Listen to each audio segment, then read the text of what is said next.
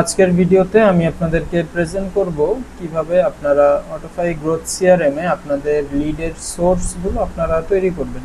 যেমন বিভিন্ন সোর্সের মাধ্যমে লিডগুলো আসে, আপনাদের ফেসবুক, হোয়াটসঅ্যাপ, মেসেঞ্জার, হ্যাঁ, টিকটক, ইনস্টাগ্রাম। তো এগুলো হচ্ছে মূলত মাধ্যম আর কি, সোর্স লিড আসার মাধ্যম। তো এই মাধ্যমগুলো, এই সোর্সগুলো কীভাবে আপনারা তৈরি করবেন, আমি একটু আমাদের অটোফাই গ্রোথ সিআরএম এর ড্যাশবোর্ডে চলে যাই।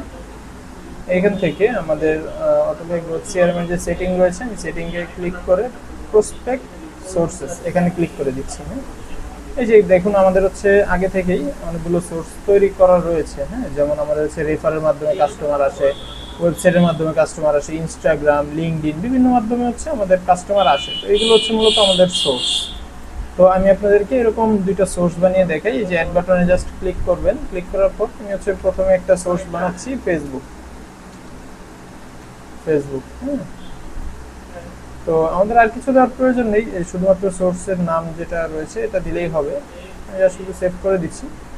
এই দেখুন ফেসবুক সোর্স আমাদের একটা হয়ে গেছে। হ্যাঁ, এই যে ফেসবুক।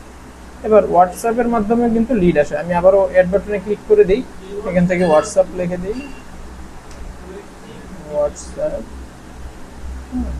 আমাদের আর কিছু দেওয়ার দরকার নেই, আমি জাস্ট শুধু সেভ করে দিচ্ছি। এই যে আমাদের সোর্স তৈরি করা হয়ে গেছে। এই যে হোয়াটসঅ্যাপ, ফেসবুক। হ্যাঁ, এগুলো বর্তমানে ইনঅ্যাক্টিভ আছে, আপনি চাইলে এগুলো হচ্ছে অ্যাক্টিভ করে দিতে পারেন। এই যে ইয়েস বাটনে ক্লিক করে আপডেট করে দিবেন, এই যে অ্যাক্টিভ হয়ে যাবে। এই যে ইয়েস বাটনে ক্লিক করে দিলাম, আপডেট করে দিলাম, বাস অ্যাক্টিভ হয়ে গেছে। তো এইভাবে করে হচ্ছে আপনারা আপনাদের বিভিন্ন সোর্সগুলো তৈরি করতে পারবেন। হ্যাঁ, এভাবে হচ্ছে আপনারা সোর্স তৈরি করে আপনাদের সোর্সগুলো মেনটেন করতে পারবেন। ধন্যবাদ অটোফাই সলিউশনের সাথে থাকার জন্য। আজকের ভিডিও এই পর্যন্তই। অটোফাই সলিউশনস, সমাধান, সম্পর্ক, সমৃদ্ধি। Simplifying the business journey.